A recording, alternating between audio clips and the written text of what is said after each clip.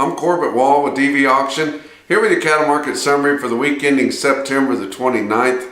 And a good title for this week's report I thought was Legends of the Fall. I'm certainly no Brad Pitt, but we're getting deep into the fall now. All the things that normally take place this time of year.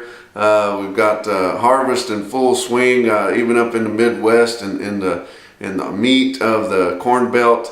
Getting ready to see what this crop's going to be. We've got our wheat sowed down in the southern plains. We've got a hard red winter wheat and a lot of moisture on there. Going to be a lot of good grazing. Guys getting cattle in to start turning out on that before long. We're starting to get big calf sales coming. Our runs are going to be turning predominantly calves here nationwide, but especially in the places that have big sales in Nebraska, the Dakotas, the mountain states, places like that. So just really getting into the fall here. You look at the board for last week. Live cattle futures December contract Monday was down to $3 limit. Remember, we've been the whole past week here, we were trying to fight off that bearish cattle on feed report because the analysts missed the placements once again. And it took really until the middle of the week to really start putting that to bed. And then we saw some nice gains later on in the week. But live cattle on Tuesday were down 95 cents, still trying to shake that off. Wednesday back up $1.42. Thursday up 15 cents and Friday up 20 cents, with December live cattle ending the week at $115.25, down $2.17 for the week. October feeder cattle Monday down to limit $4.50. Tuesday down 95. Wednesday back up 205. Thursday up a quarter, and Friday down 72 cents, with October feeder cattle ending the week at 152 and a quarter, down 385 for the week. Now our fat cattle trade, I really can't say that it was disappointing because a lot of people thought we were going to be heading back around 105 after we come out with the bearish cattle on feed report. The cattle on feed report has absolutely nothing to do with the cattle that were on the show list for last week. Nothing. It just, I know there was some pressure lent from that, but you know, it really didn't have anything to do with it and shouldn't have affected it at all. And guys just kind of shook that off and waited until later in the week when they knew these packers are going to be needing cattle, and they showed that they still needed them. And it's going to be near steady on that. We had some trade on Thursday and then kind of finished the trade up on Friday. I don't think we're going to have a big volume week like we did the previous week, but hopefully by the time they get them all tallied up, we'll be somewhere, you know, in the 80s or 90,000 range for the 5-area feeding region. Through Thursday, only 37,300 head. And it looks like your live weighted average price is going to be a little bit lower. It's going to be under $1.08. We didn't have any of that 109.5 like we did late in the week after the cattle on feed report come out, which makes me wonder why everything was so bearish to start this past week out. But it's going to be a little bit lower on the live side, but the dress side is going to be a little bit higher because the sales were predominantly 172, where we had some 170 to 172 the previous week, but not all that much of it.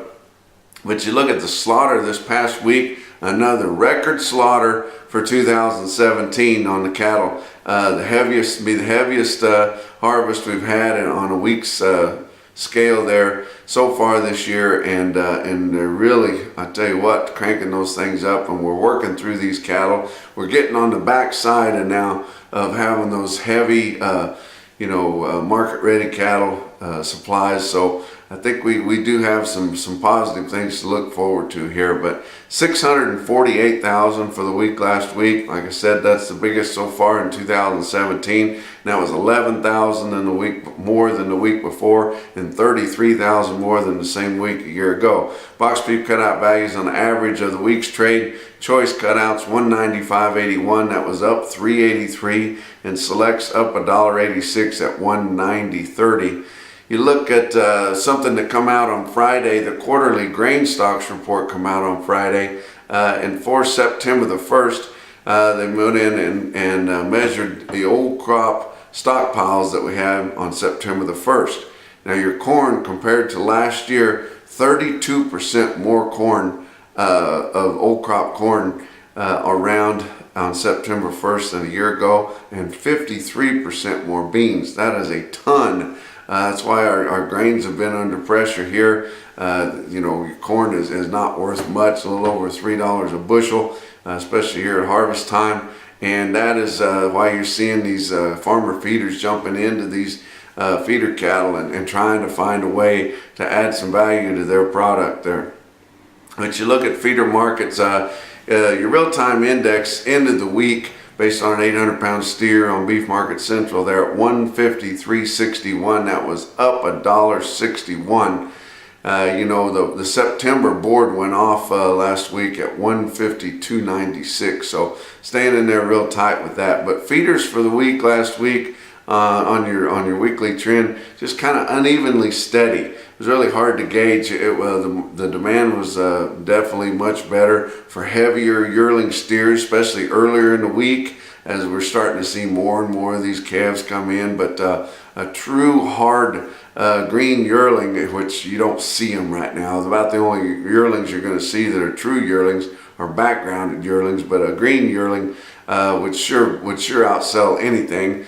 And we're starting to see that seasonal pressure come in on the heavy calves because there's just so many of them. And remember all those big video sales you had over the summertime, most all of those have October delivery on those calves. And most all those calves were right off the cow. So you start pumping all those calves, and they're big 6-weight calves, most of them, into these feedlots and growing yards and places trying to straighten them up. And they're going to get sick on them, and they're going to start melting on them, and their end pins are going to start to get clogged up. It's going to be hard to find trucks, and now you're going to have bigger sales in your auction sales. So cattle trucks are going to be at a premium. Trying to get those, you better get them lined up if you've got plans on shipping some cattle around here in the next several weeks. But going to be a lot of pressure on your big heavy calves because there's just so many of them all coming to town at the same time. And I don't care if they're not being sold, they're just being delivered, they're still clogging up the system. But the good thing is we're starting to see some reputation consignments, some big ranch deals, one iron cattle, and lots of them. And guys that come in, especially your farmer feeders, if they bought a man's cattle in the past and got along real good with them, they're going to come in there. And especially a farmer feeder, they'll just have sites to buy that one man's cattle.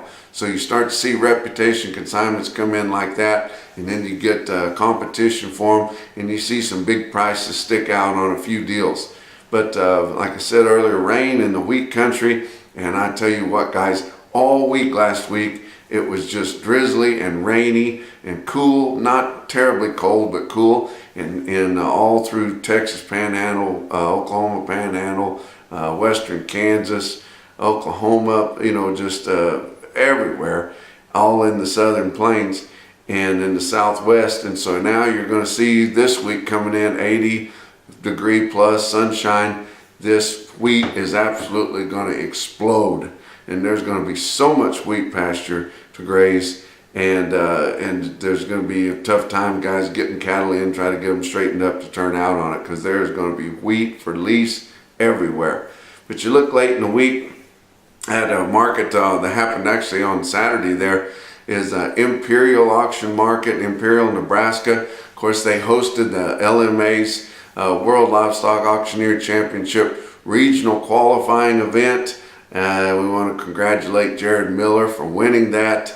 Several sales up there in southern Iowa, north central Missouri, and in kind of management there at Lamona, Iowa there. But really a good young auctioneer from Leon, Iowa, and we congratulate him for winning that qualifying event. And he's going to be tough to beat next June when they get ready for the final contest.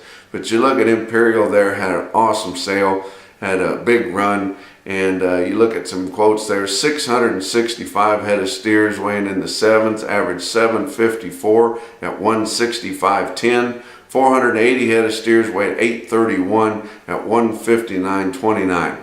From a home DV auction office here in Canyon, Texas. We'll talk to you next week.